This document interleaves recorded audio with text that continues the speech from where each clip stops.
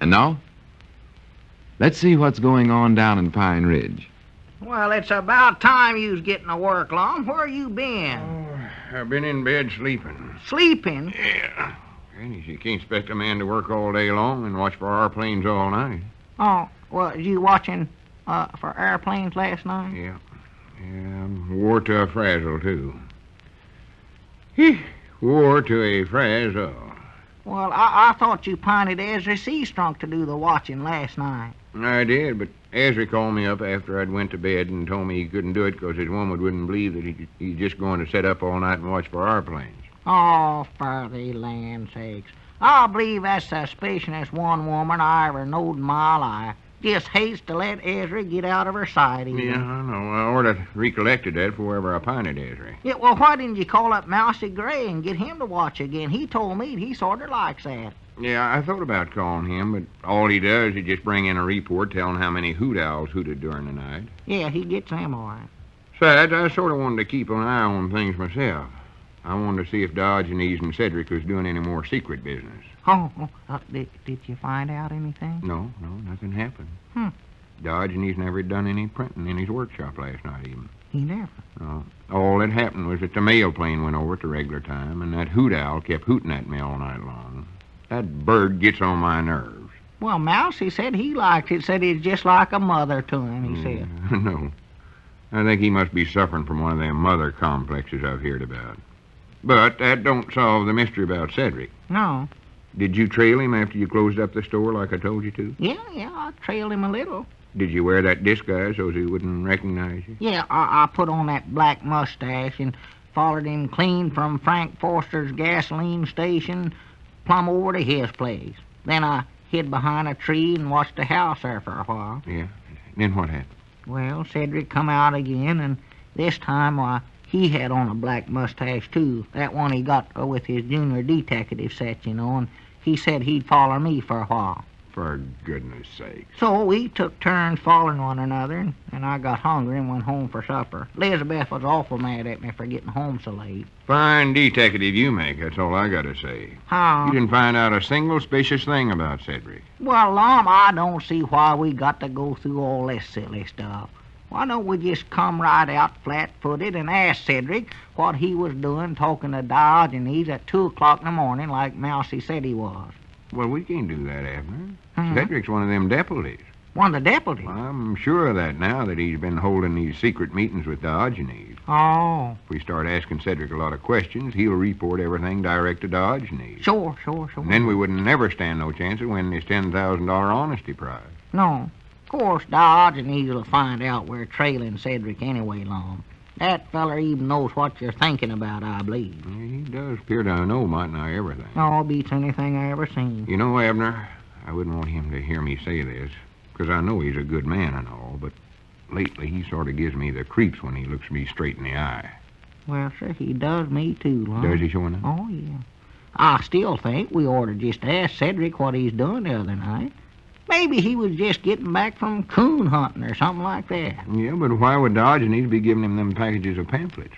Yeah, that's right, ain't it? Well, maybe it weren't even Cedric.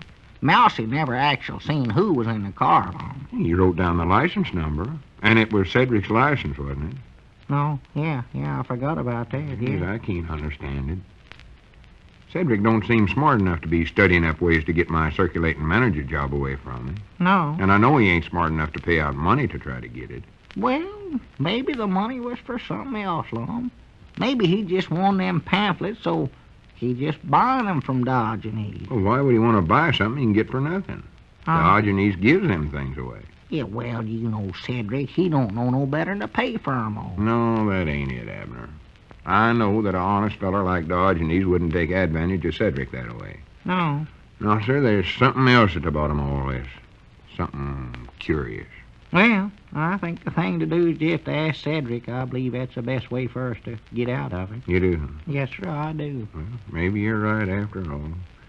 We could sort of ask some subtle questions so we wouldn't know exactly what we was getting at. Why, sure. You want me to try to get him on the phone? I reckon so. Yeah, call him. Better call over to the blacksmith shop. I don't think he'd be home this time of day. Blacksmith shop.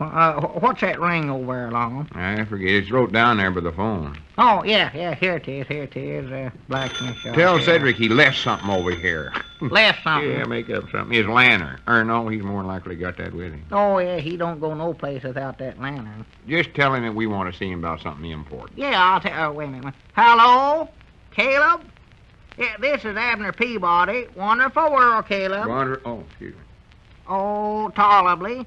Caleb, will you tell Cedric we want to see him about something important? He ain't. Whereabouts is he at?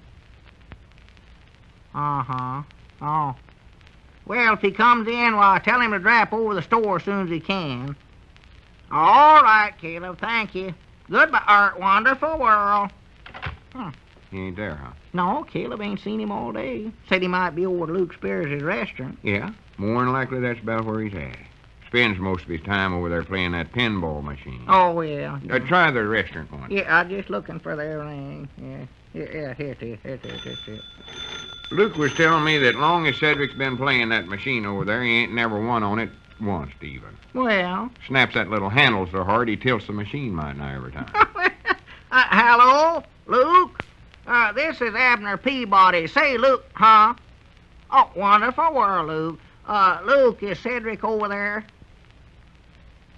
Have you saw him any place today?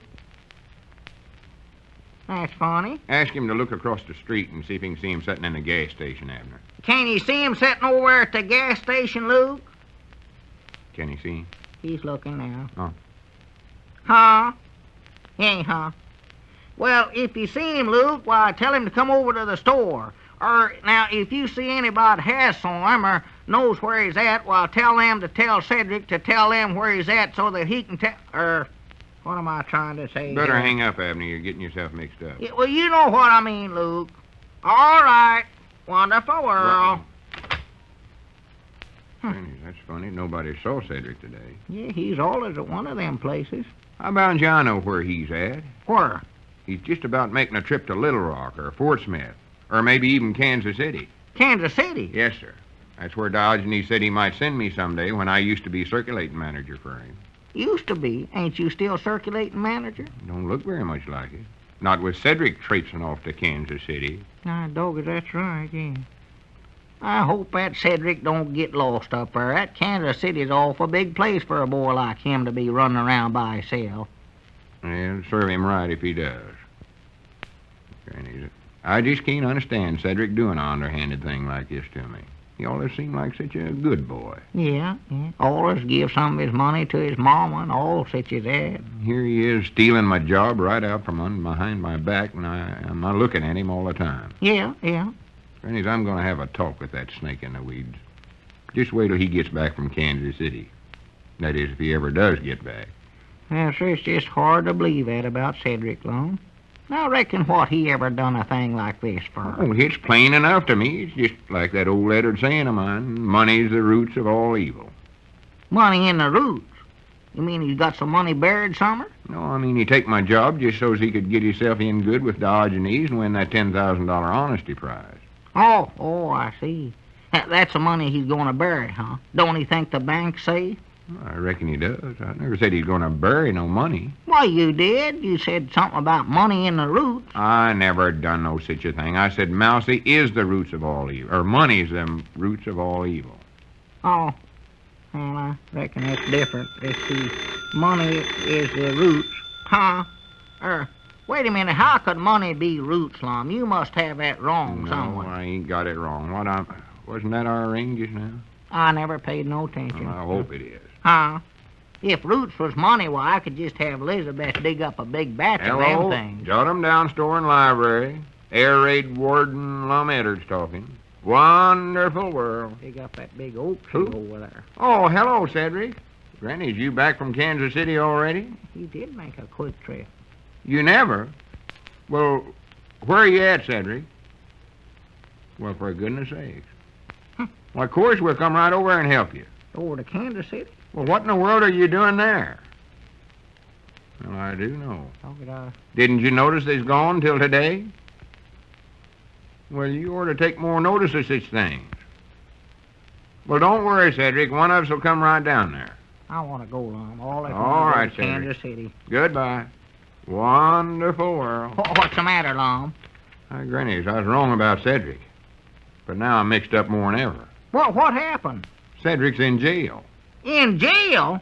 What for? Uncle Henry Lunsford arrested him for driving his car without no license plates on it. Well, I do know. Cedric ought to know better than to take his license plates off. He never taken them off. Well, who did? Somebody stole them. Huh? If we can find out who stole them license plates, we'll know who was buying them pamphlets from Diogenes the other night. I don't think it was Cedric. This sort of illuminates him.